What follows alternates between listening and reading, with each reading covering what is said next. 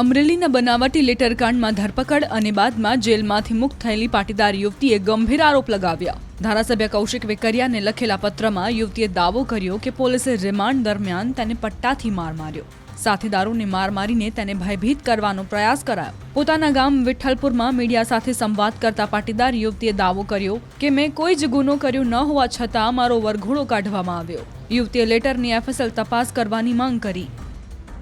મારી જે ઇજ્જત અને આબરૂનો વરઘોડો કાઢ્યો છે એમાં જે મારી હારે જણે ખરાબ વર્તન કર્યું છે કે મને ટોર્ચર કર્યું છે કે મને મારી છે એના પ્રત્યે જે લોકોને પોલીસ વાળા તમે કોર્ટમાં ફરિયાદ કરી છે? તમને કોર્ટે પૂછ્યું હોય કે કોઈ? મેં મારા વકીલને કીધું છે। કોર્ટ સમક્ષ કોઈ ફરિયાદ એવી કરી છે?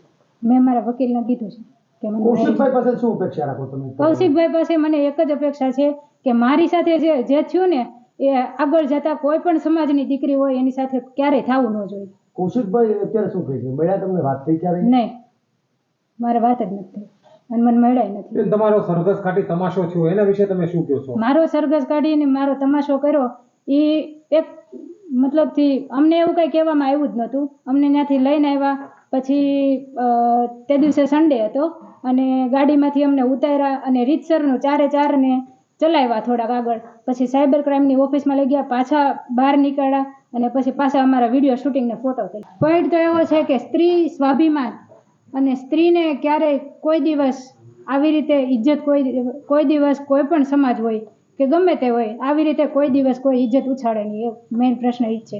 અને કોઈ પણ દીકરીને આવી રીતે કોઈ જેની બેન કે ને હું કરું એવું તો કાંઈ છે નહીં, કેમ કે હું એટલી સક્ષમ તો છું જ કે મારે શું કરવું છે ને હું મારો ડિસિઝન લઈ શકું। રાત્રે કેમ બાઇટ નો આપી? રાત્રે બાઇટ મારી માનસિક સ્થિતિ એટલી બધી મજબૂત જ નથી કે હું કઈ બોલી શકું। આજે 2 દિવસ વીતી ગયા।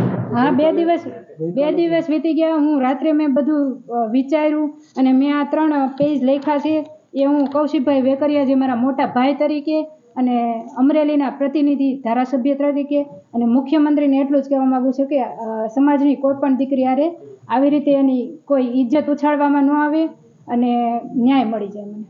હું એની પાસે એ જ અપેક્ષા રાખું છું કે મને એફએસએલમાં તપાસ કરાવી લ્યો, જે છે એ દૂધનું દૂધ ને પાણીનું પાણી થઈ જશે। તમને શું શંકા લાગે છે એમાં?